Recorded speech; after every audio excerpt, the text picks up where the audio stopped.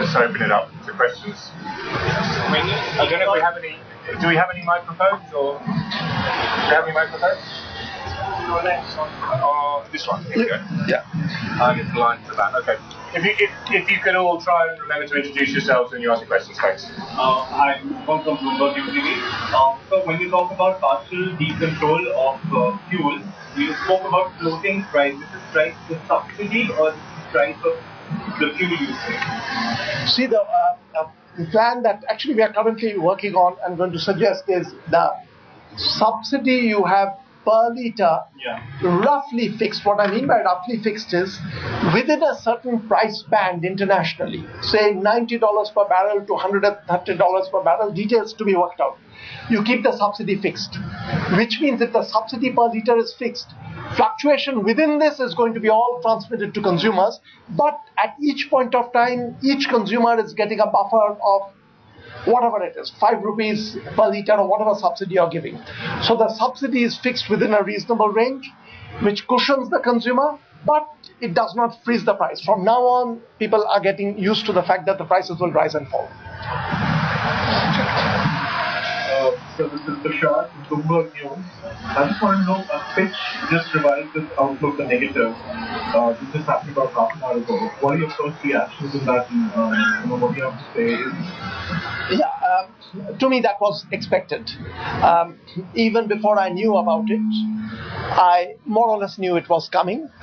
My feeling is that most of the market players had factored this in already. And what they've done is it's a negative outlook. So pretty much in keeping with what others have been doing. And what I said in the beginning is just that there is herd mentality among policymakers, herd mentality among corporates. There is also a little bit of herding among rating agencies. If another person passes a stricture on a country, you don't want to be left high and dry not doing so. So we were pretty much expecting Fitch to do this. But also if you read the entire statement by Fitch, there are also enough cues to say that there are some deep strengths in the country and the country could turn around from this point of time. Actually, the whole statement is a pretty positive statement. So, no, I don't think that it's going to create any shock. If anything, people who read through carefully will feel that it's a sort of endorsement of what I'm saying, that it is a difficult time, but there's enough strength for India to turn around. Okay. There's Jason. Do you just pass it back now? Jason Burke, the baseline growth rate has plummeted over the last 6 to 8 months. Really very rapidly. Did the speed of that decline surprise you at all, even given the external environment? A little bit. I expected it to slow down, but the speed was greater than what I had anticipated. But the slowdown is as follows.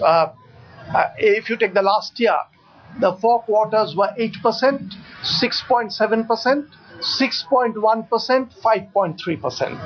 But I can produce lots of consecutive periods in India where you'll get these 4 step down and then it picks up, zooms up. In fact, before the 1991 crisis, there were 4 years of step down, and then the country gets into zooming growth. Also, you have to remember that in 2007-8, growth was 9.3%. Next year, 6.7%. It plummets down, bounces back to 8.4%. So, yes, it is a slowdown, and I admit that it's sharper than what I had anticipated. But it will be utterly foolish to treat this as something you simply extrapolate from, which invariably we tend to do psychologically and worry about this going worse. But there are too many rounds of this kind of 4 steps down and then 3 steps of right back going up.